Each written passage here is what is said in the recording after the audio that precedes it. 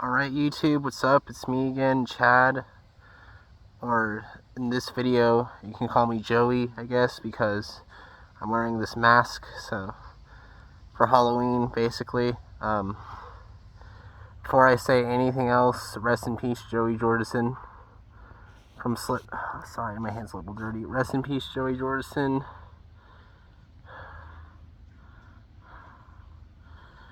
Of course, God rest his soul. He was my favorite drummer in Slipknot. So, anyways, today's video is basically, remember in my last video how I said I have a storybook, Dope, the Early Years New York City storybook. Well, the CD is the demo album. This is the storybook. So, anyways,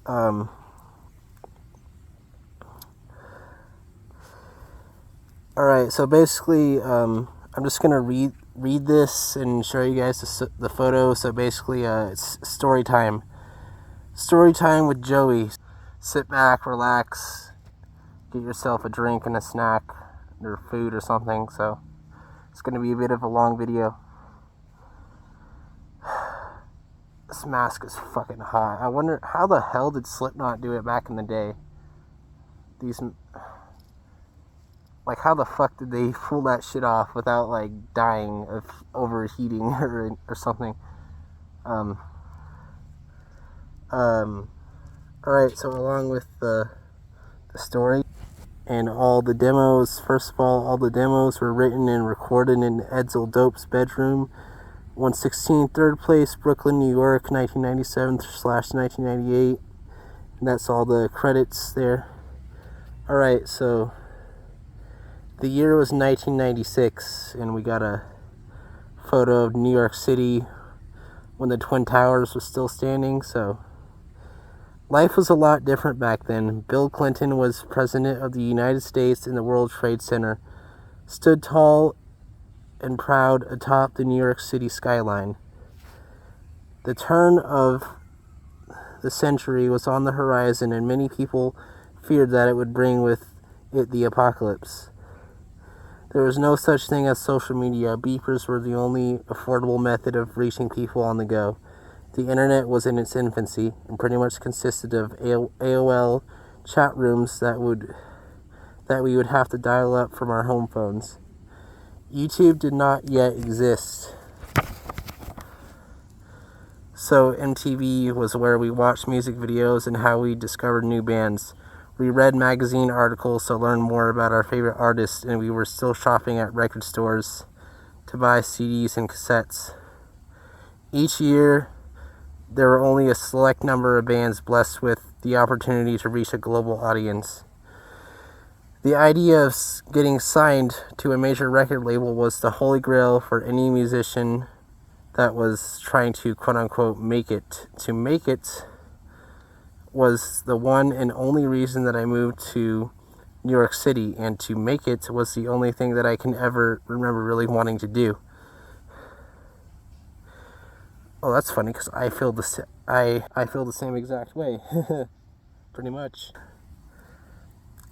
This collection of demos were written and recorded in my Brooklyn bedroom studio during this time, and we got a signature from Edsel Dope himself.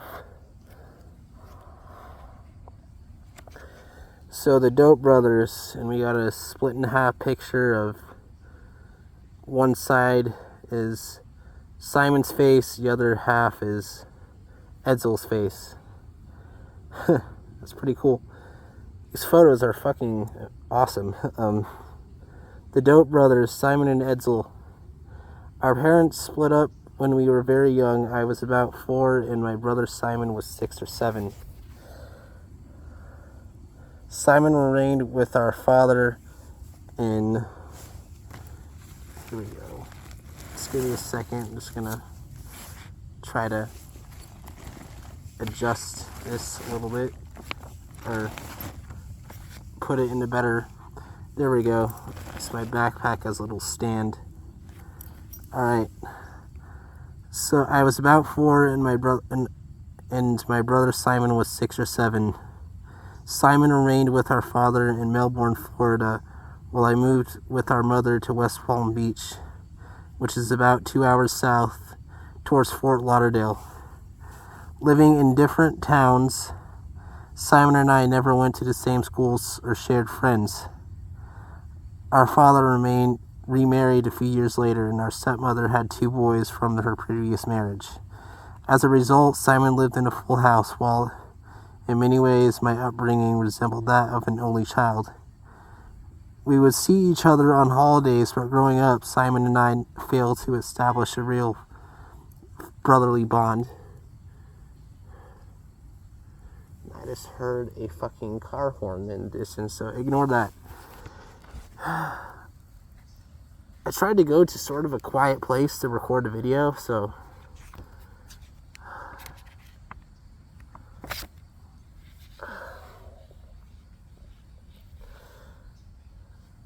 sorry, just give me 1 sec. I'm gonna take this fucking thing off right now. I can't. The challenge is I have to keep it on until the end of the video.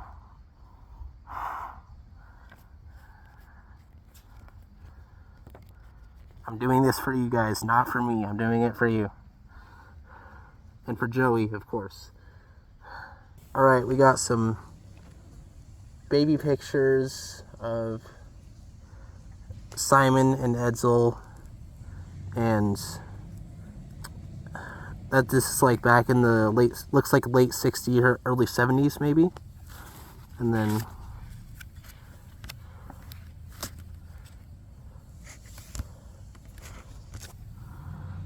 this is Edsel Dope, the one and only, back in, that looks like 98 or so, that photo. I dropped out of high school and left home at the age of 16. I was a young prodigy behind a drum set, and I always imagined that drumming would be my path. I moved to Miami and began playing the South Florida club circuit with an already established band. He sounds like my favorite Wings of Fire character, Kibley, because he's been playing drums his whole life pretty much. I think he still does, actually. He can sing. He's an amazing singer as well. So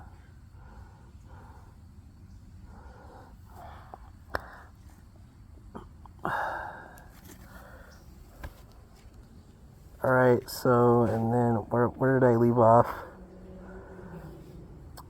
Moved to Miami to begin playing the South Florida club circuit.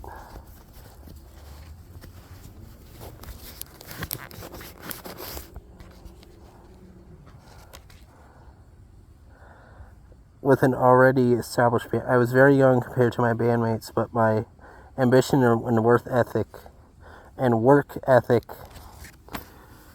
was clearly on another level. I began to realize that it would be in my best interest to find a way to have more control over my own destiny. So I began to wonder if I could develop the necessary skill set to eventually front my own band. I supported myself by working in a shipping warehouse with my best friend and fellow drummer Kenny Wilson, who would eventually become known as quote-unquote Gingerfish after he joined Marilyn Manson a few years later. I began moving around the country while teaching myself how to play guitar and sing. I purchased a drum machine, guitar, bass, and the 4-track cassette recorder that I could begin making my own songs. In 1995, after spending time in Atlanta, New York, Las Vegas, and New Orleans, I was again living in South Florida while continuing to work on my own music. I was growing more confident with my songs and with myself as an artist. I felt that it was time for me to begin pursuing my dreams, and I believed that I would have a better chance of catching the attention of one of the major record labels by moving to NYC. Rather than hoping that they would discover me from afar, in the fall of 1995, I sold everything that I couldn't fit into my suitcase, and I moved to New York City. My brother invited me to crash at his apartment while I looked for my own place. It was during this time that Simon and I began to connect on multiple levels, and in a short time, we would become the best of friends. And then we got baby Edsel here, 6 years old, playing air guitar while listening to Kiss records. Always had a map of the world on my wall. 12 years old, meeting one of my drumming idols, Frankie Benali, by the tour bus. 15 years old, playing drums. Oh my gosh, like, he looks fucking awesome in that photo. Look at that hair. Like, this photo just screams like human Ghibli, pretty much. 17 years old, playing a club gig in Miami. Edsel with Best Buddy Kenny Xmas 1994. Christmas 1994, right before we moved to Vegas. 21 years old, promo shoot for my music prior to starting Dope. 22 years old, the beginning of Dope.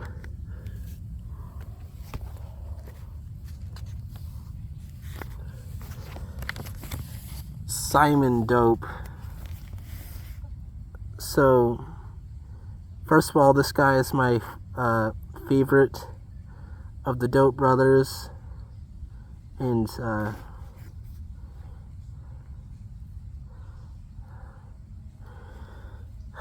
he's my favorite member of Dope because he's just a genius. So anyways, just give me 1 second. Sorry, I failed the challenge. I gotta take this fucking thing off for a second.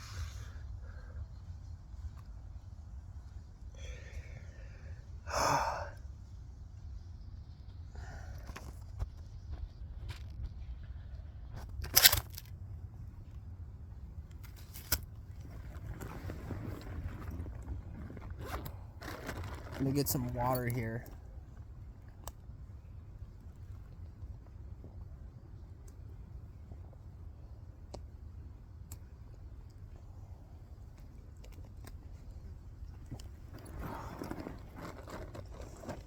There we go.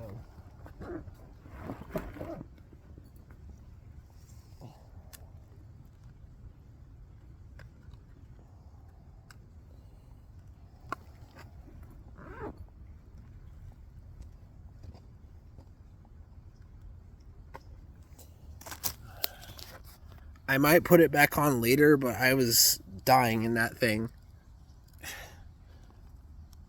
Again, how did they do it? Like, probably just drank a lot of water in between like sets or breaks or whatever. So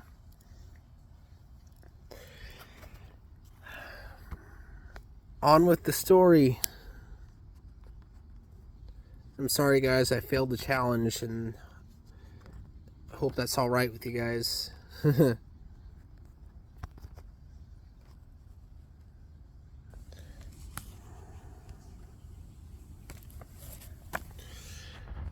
Simon took a more conventional approach. He did fairly well in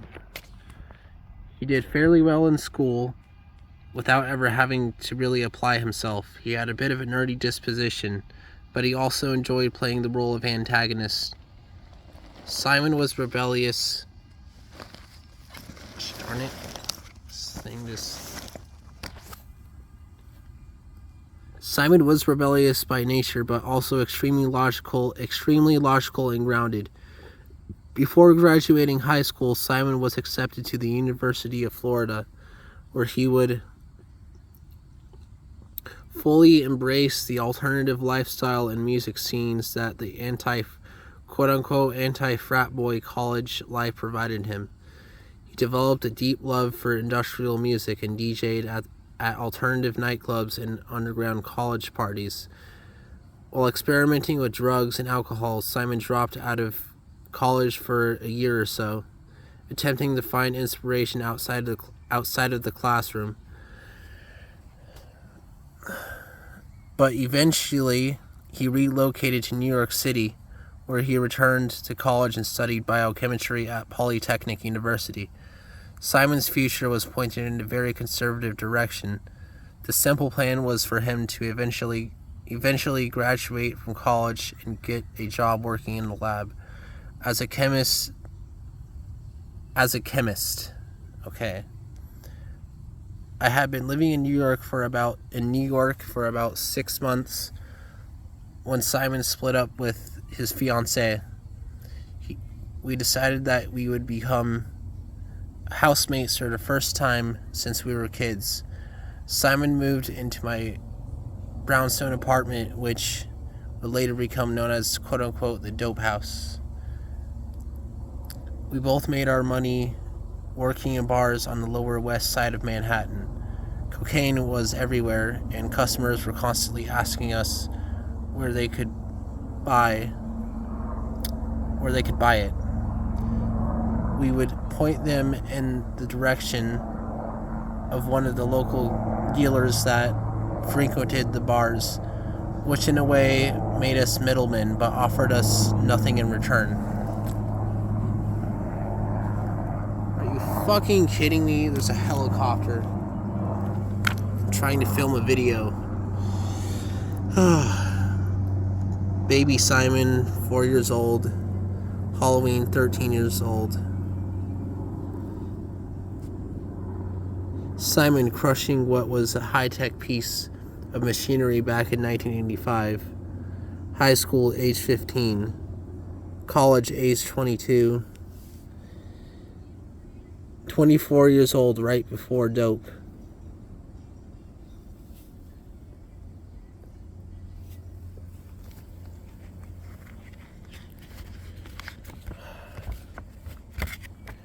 Man, I'm winded from wearing that damn mask.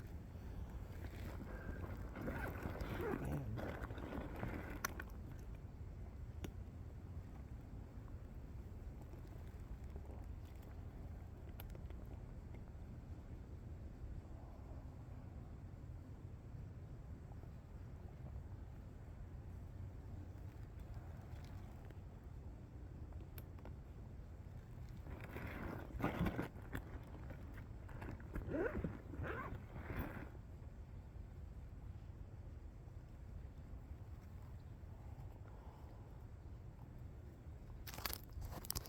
Oh my god, that feels so good putting it back on, because now it's all moist with sweat.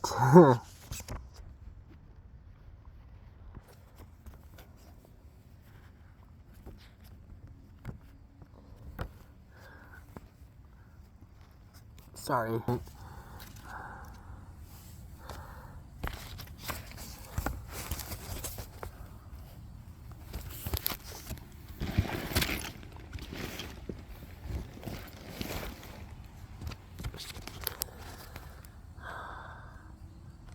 Simon and I began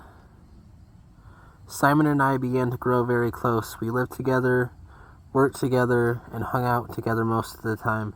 Believe it or not, I was a pretty innocent kid. I was never in any real trouble, and I didn't really drink or do drugs. My brother was a lot more experimental. He liked to drink and he was very good at it. He also enjoyed dropping acid and snorting cocaine from time to time. New York City was unlike anything that I had ever experienced. Everything was out in the open, but for some reason, I was extremely comfortable in the environment. By this time, I had developed a passion for weed, which sort of acted as a stimulant for me. It enhanced my creativity while allowing me to remain laser focused on making music. Simon loved industrial bands like Ministry, Nine Inch Nails, and Skinny Puppy. He was always turning me on to new music, and many of those bands became early inspiration for dope sound. We were developing a very cool relationship through music, and we began to discuss the concept of buying a computer and building a quality home studio to improve the caliber of my recordings. Keep in mind, this was in 1997, when almost nobody was aware that you could record music onto a computer. During this time, Simon began to share that he was dreading the idea of wearing a lab coat to a mundane 9-to-5 job. I made Simon the offer to become my partner in the band, and almost overnight our collective focus shifted. Simon and I began using the word we, quote unquote we, on a consistent basis. And it was obvious that we needed to earn bigger, faster money. We needed to buy a computer, home recording equipment, and eventually create lots of promo materials. Alright.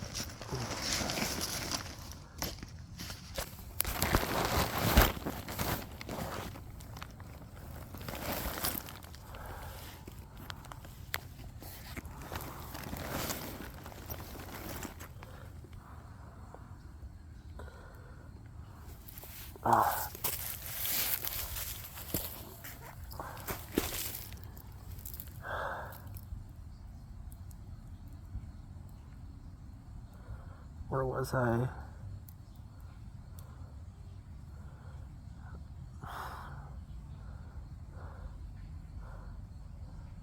While allowing me to remain.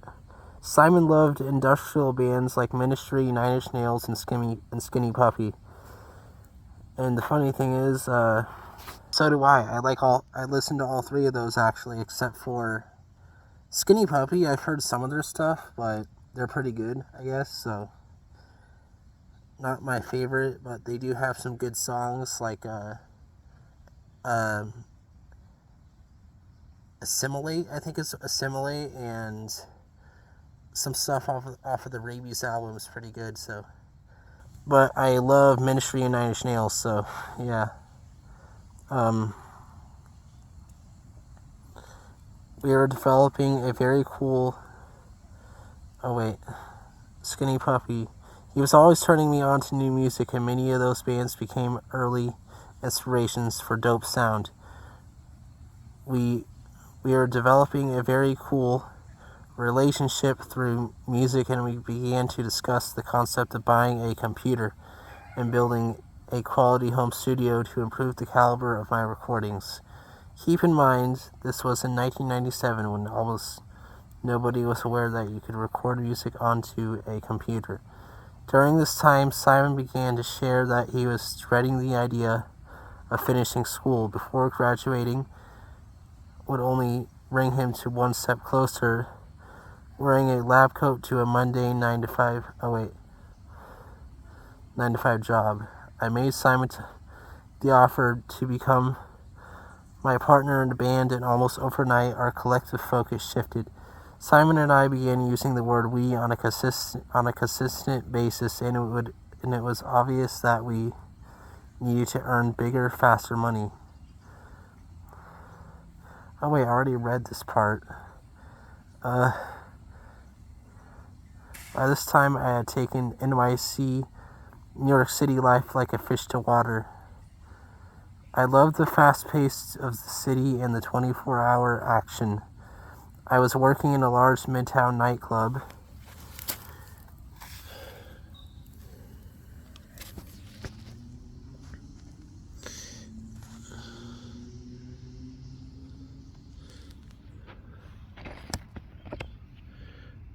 I was working in a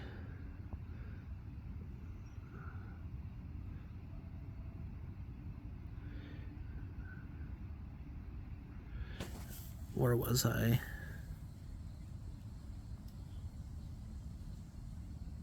I was working in a large midtown nightclub and was making really good money, but I was growing tired of my boss's bigotry. I came up with a plan to quit my job and go into business for myself. I took my rent money to a local drug dealer and I scored a large quantity of cocaine. I then bought a digital scale, some tiny baggies, and went home to package my product into $20 bags. I had no real idea what I was doing. There was no ventilation in my room, and I didn't think to wear a mask. I accidentally ended up getting so high simply breathing in the dust while preparing my product to sell. That evening, I went to a bar that I used to work at, and in a matter of hours, I quadrupled my money. It didn't take long for Simon to join in on the mission and to raise capital.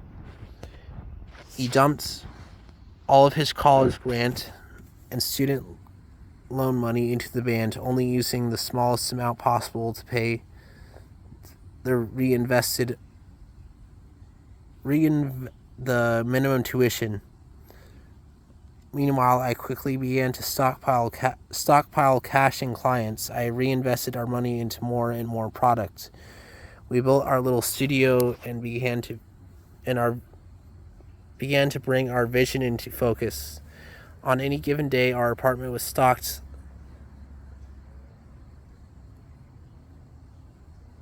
with enough product to put us behind bars for a long time. In a late night music meeting, we were listening to new ideas and discussing potential band names. The project would fittingly be called Dope. And as the founders, we would take Dope as our last names and became the Dope Brothers.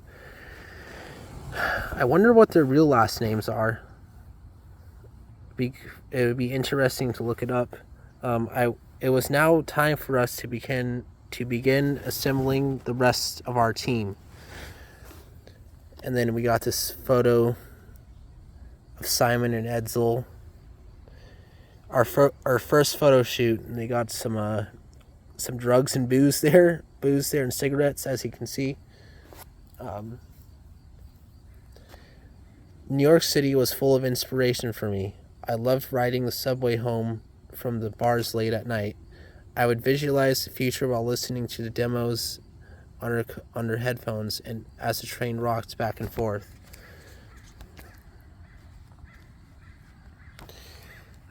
Simon Mosey Gentry.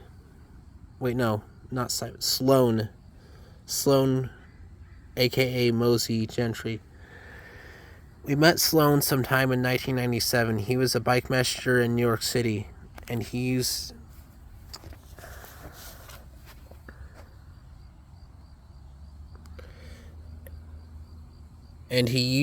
to deliver drugs for a friend of ours. One day I was dropping off a package at his place and I noticed an acoustic guitar in the corner.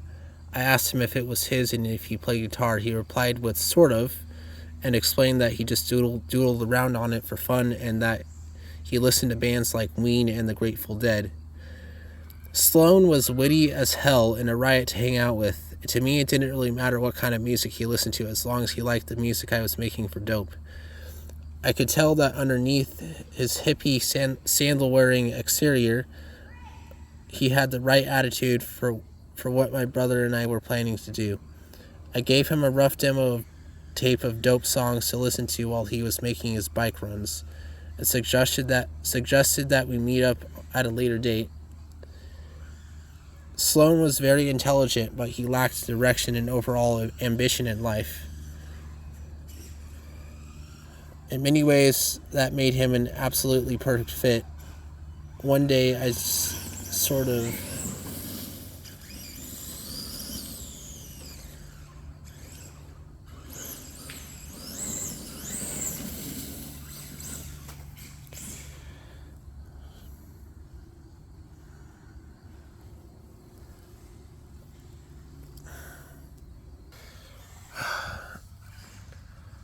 Sorry, there was some people going by with RC cars, and it was just, sorry for the inconvenience.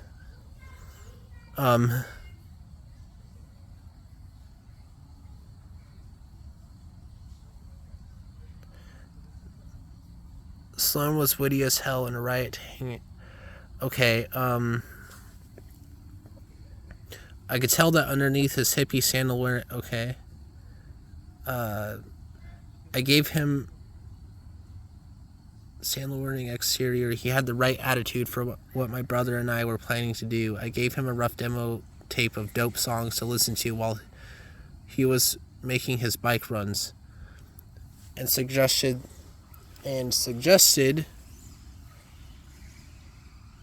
that we meet up at a later date. Sloan was very intelligent, but he lacked direction and overall ambition in life. In many ways, that made him an absolutely perfect fit. One day,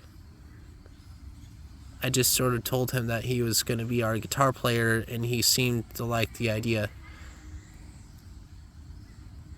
The more we hung out with him, the more we all connected and became really good friends. It was fun watching Sloan dive into his punk rock persona.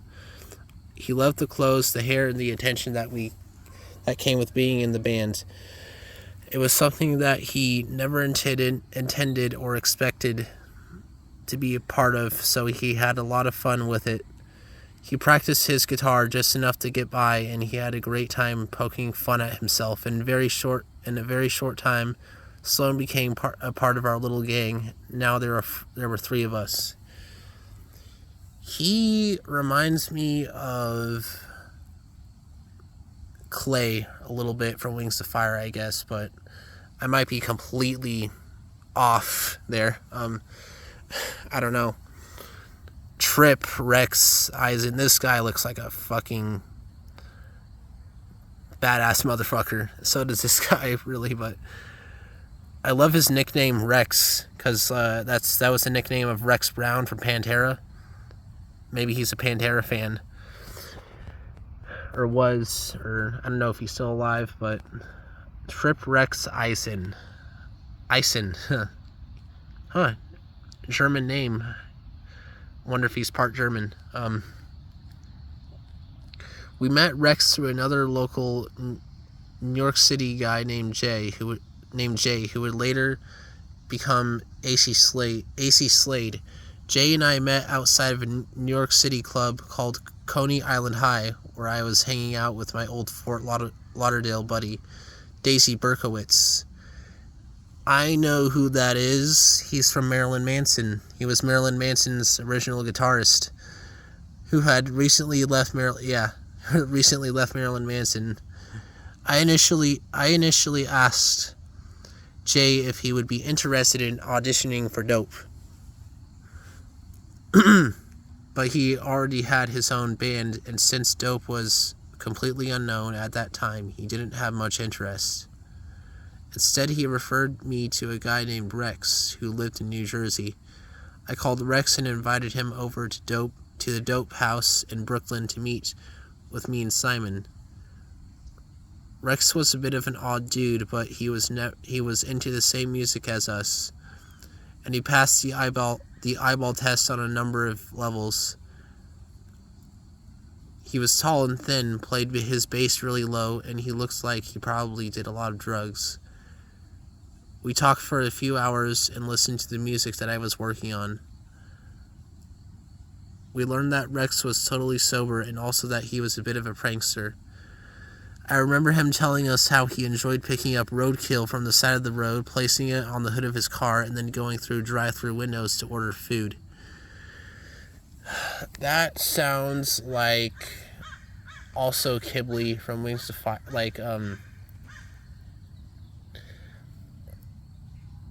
what Wings of Fire character does that remind me of?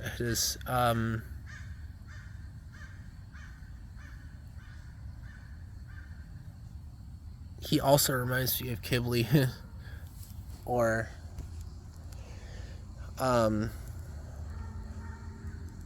he reminds me of Swordtail from the third arc. A little bit of he reminds me of Swordtail from the third arc.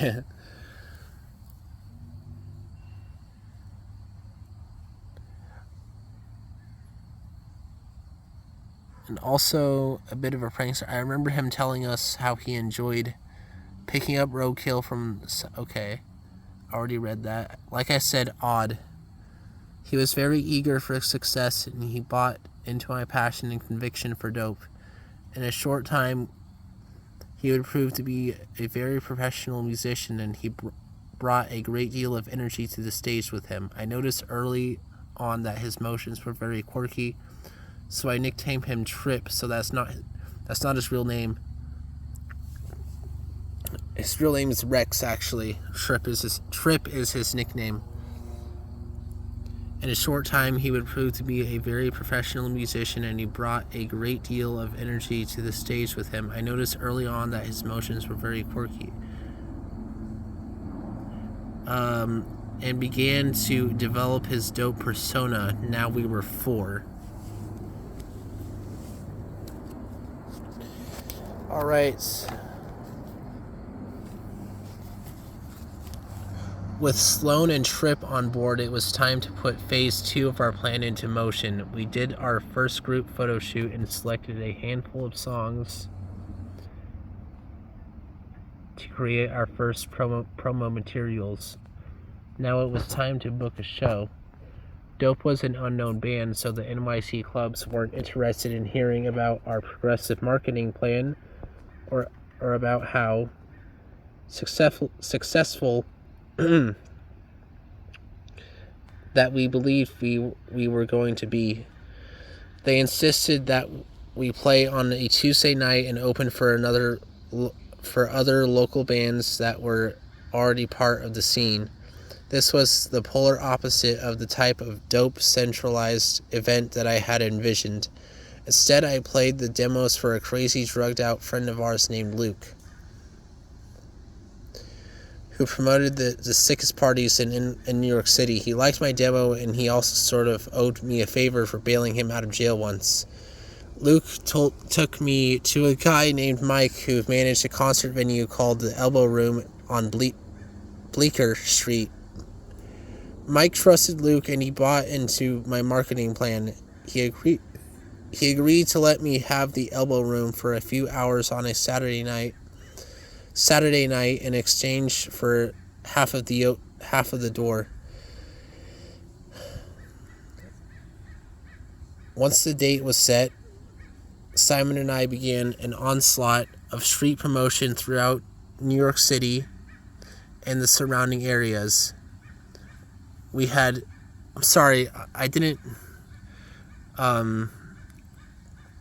I'm going to stop there first. I didn't realize this video would be as long as it is, so we still got a few more pages to go, actually. So, yeah.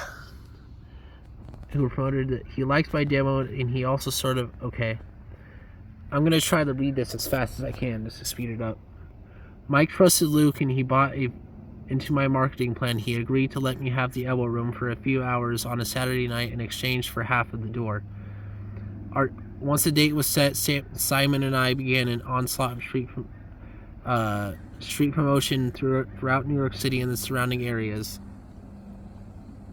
We had our girlfriends pass out thousands of these orange cassette tapes at concerts, along with flyers and reduced admission tickets to Dope's debut show. We went into AOL chat rooms and prompted users to visit our website, and then sent a free demo to anyone who subscribed. We presented Dope to New York City as if we were already an established signed band. I didn't want to be part of a local scene. I wanted to create our own scene, and I didn't want anybody to see it coming. It was a risky endeavor for my brother and me, but we believed in our ideas, and we knew that investing in ourselves was the clearest way to prove our concept and to show the record labels that the band could connect with an audience in a major way. Look at that photo.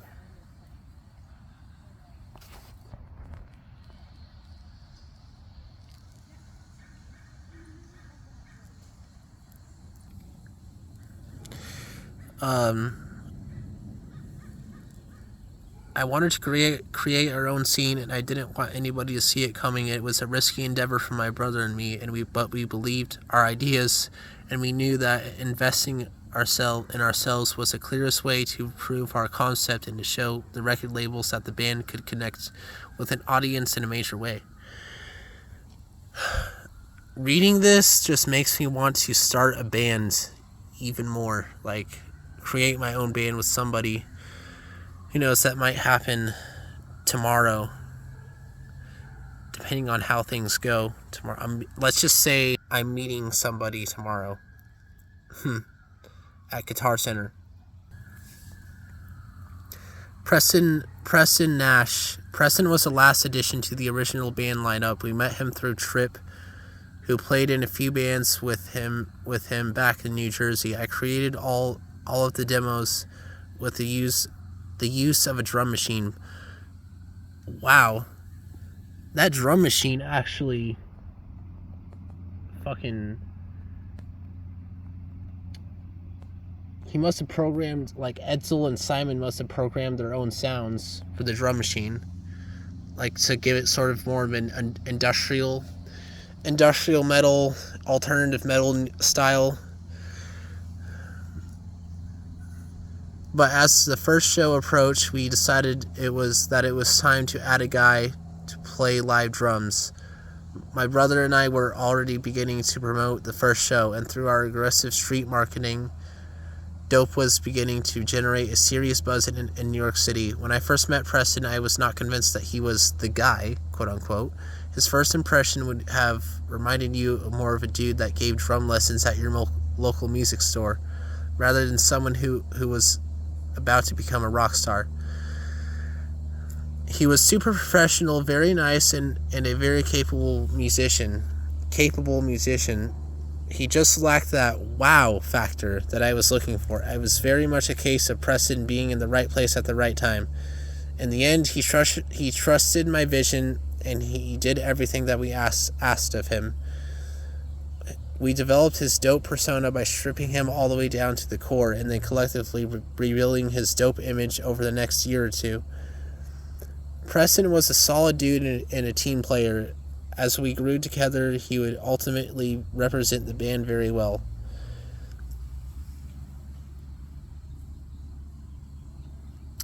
Simon and I appreciated his commitment, and we all shared some great times while he was in the band.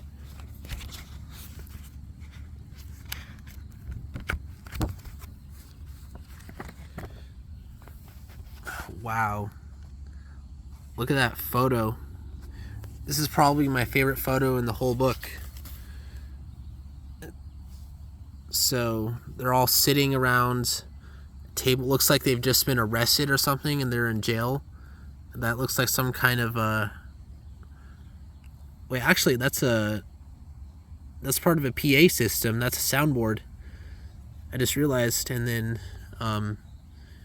drinking coffee. Edsel smoking a cigarette. Very nostalgic photo here of that era of music in that time period of industrial metal and new metal as well. This was taken, I want to say, in early 1998.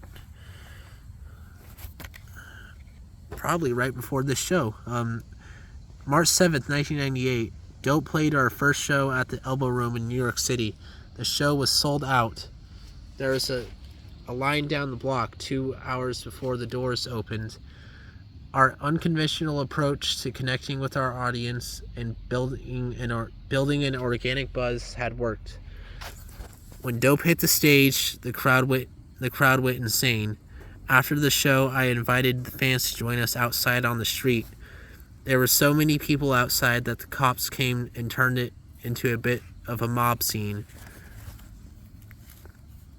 The next day, our attorney began fielding calls from record labels that had somehow already heard about the band and our incredibly successful event.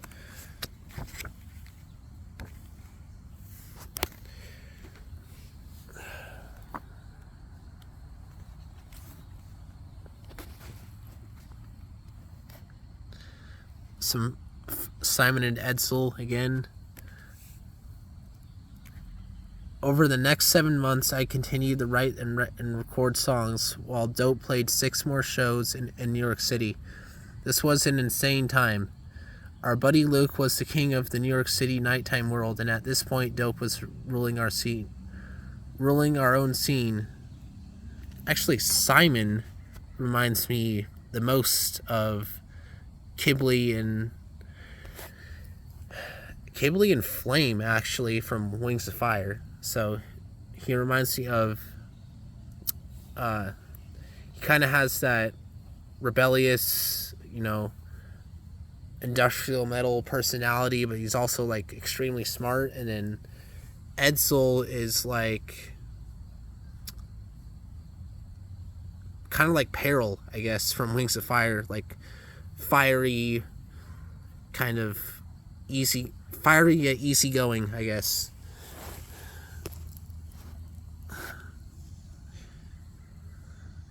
And he's a male. He's a guy, so he's not a female.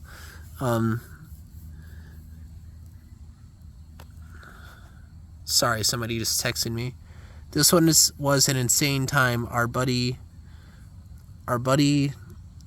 Luke was the king of the New York City nighttime world, and at this point, Dope was ruling our own scene. We partied like rock stars, mixed with celebrities, and took advantage of all that New York City had to offer. Okay, somebody just texted me there, and we partied like rock stars, mixed with celebrities, and took advantage of all that New York City had to offer.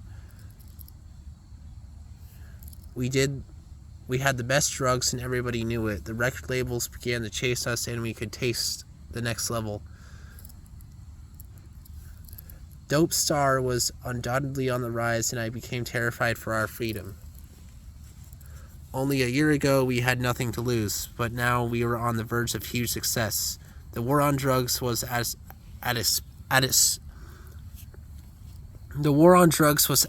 peak in 1998, and we knew that at any minute a SWAT team could break down our door and haul us off to prison for 30 years. My biggest fear was that my brother would get busted instead of me.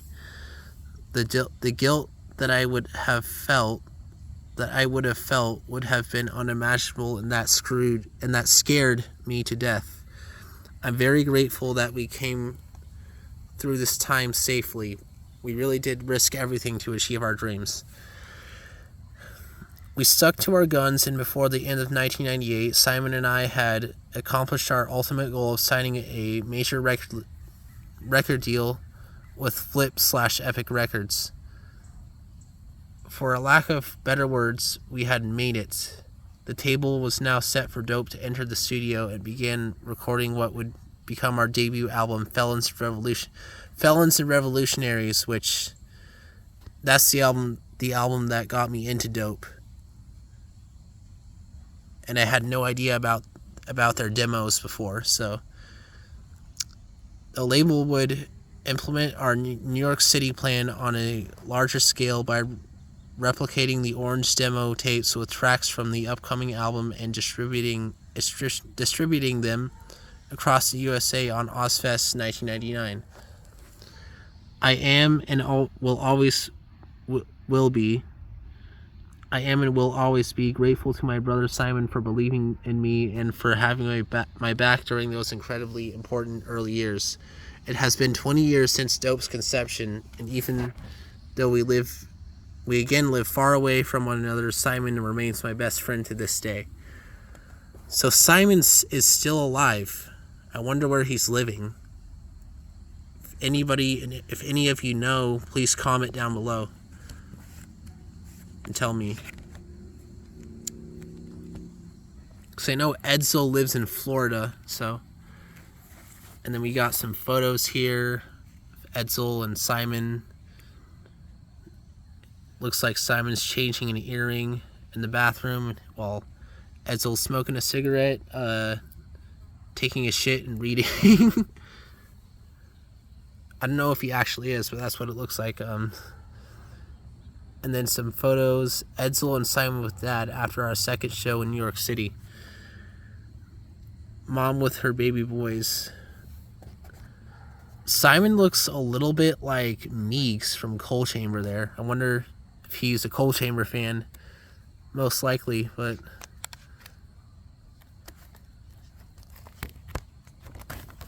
then we got some old school photos of the band. Some old concert flyers and photos.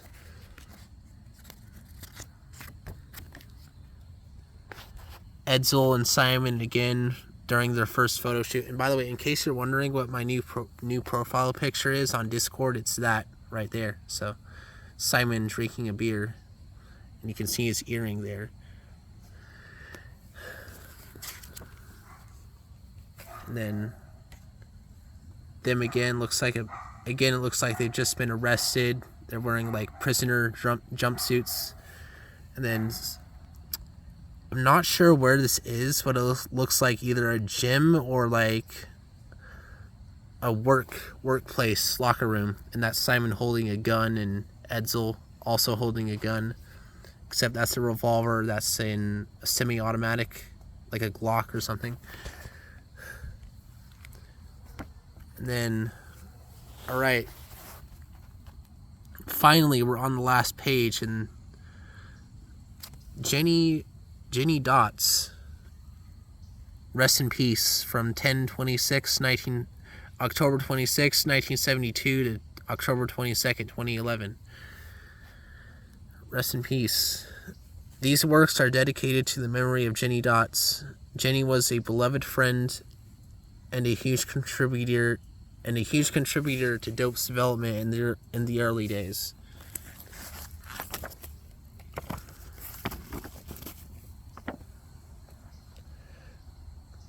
Aside from my brother, she was undoubtedly my biggest supporter and my best friend through the most crucial developmental time of my career.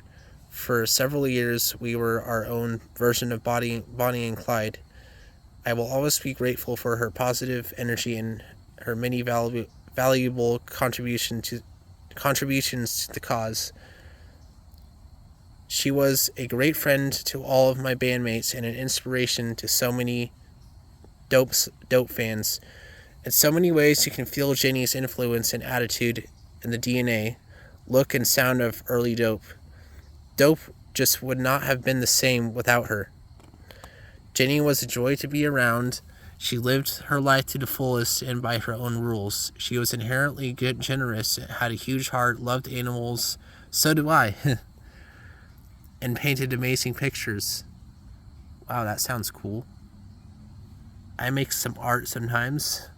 In addition to all of that, she was undeniably beautiful and punk rock to the core. A truly unique combination. She kind of looks like Darcy Retzky from the Smashing Pumpkins a little bit.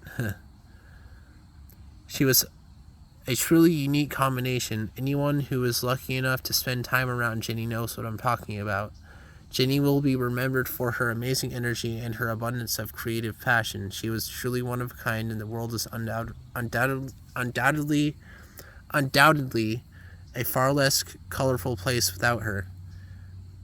Rest in peace, Jenny. We were extremely lucky to have known you. You were an incredible, special person, and we will all miss you. Love, Edsel. All right, and then that's it. Filmed in under an hour. All right, it's almost dark, so I gotta get the fuck out of here while I still can. Before the creatures and the ghouls and the demons come.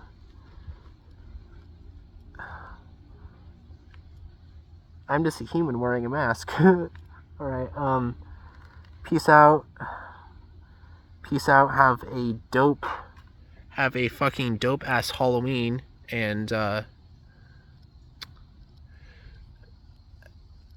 of course, thank you to Simon and all the members of Dope.